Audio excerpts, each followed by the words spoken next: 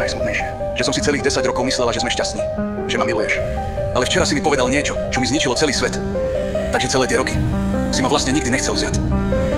Nie je to tak. Len predtým, než si odtehotnela, som sa s tebou plánoval rozísť. Čože? Bolo to kvôli tvojmu pitiu. Už som to nezvládal, mal som pocit, že ťa strácam. A bál som sa, že sa to nikdy nezmení.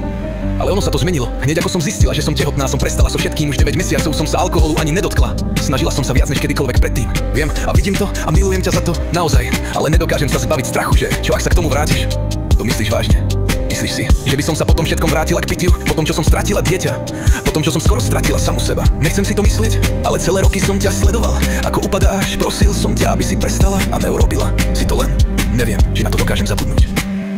Takže celú tú dobu, keď som sa ťa pýtala na svadbu a ty si mi hovoril, neboj sa, raz to príde.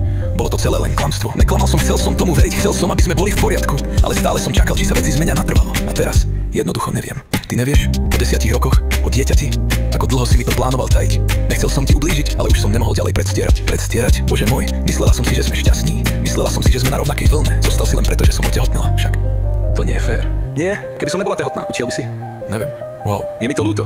Je ti to ľúto, skvelé, to všetko vyrieši. Stále ťa milujem, Jala. Nie, nehovor to preto, že keby si ma naozaj miloval, neklamal by si mi celé roky, nedovolil by si mi veriť v niečo, čo nikdy nebolo skutočné. Nechcel som, aby to skončilo takto, ale skončilo to takto. A teraz tu sedím, čakám tvoje dieťa a uvedomujem si, že som bola celé roky len naivná.